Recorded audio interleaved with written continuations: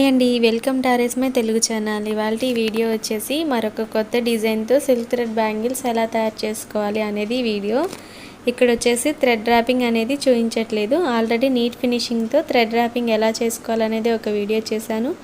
మీకు కనుక యూజ్ అవుతుంది అనుకుంటే వీడియో అనేది డిస్క్రిప్షన్లో ఇస్తాను, ఒకసారి చెక్ చేయండి.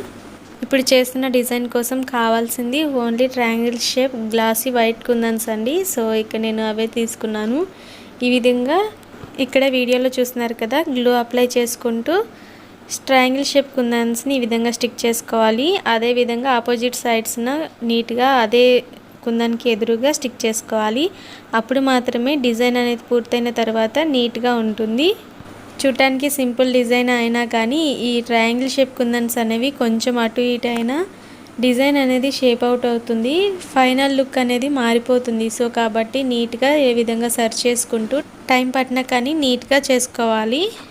Silk thread bangles, silk thread jewellery orders కోసము స్క్రీన్ మీద కనపడుతున్న వాట్సాప్ నెంబర్ మెసేజ్ చేయొచ్చు.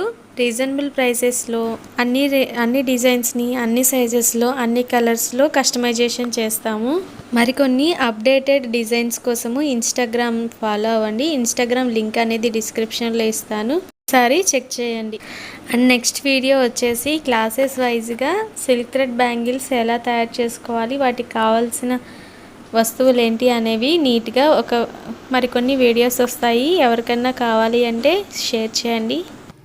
వీడియోలో చూస్తున్న విధంగా ఇదే ప్రాసెస్లో ఒక బ్యాంగిల్ మొత్తము కుందన్స్ని స్టిక్ చేసేయాలి.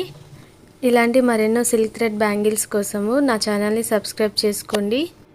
వీడియో నచ్చినట్లయితే లైక్ చేయండి, షేర్ చేయండి, నా ఛానల్ని సబ్స్క్రైబ్ చేసుకోండి. ఫైనల్ అవుట్పుట్ అయితే ఈ విధంగా ఉంటుంది. సో మీకు ఎలా అనిపించింది అనేది కామెంట్ చేయడం మాత్రం మర్చిపోవద్దు.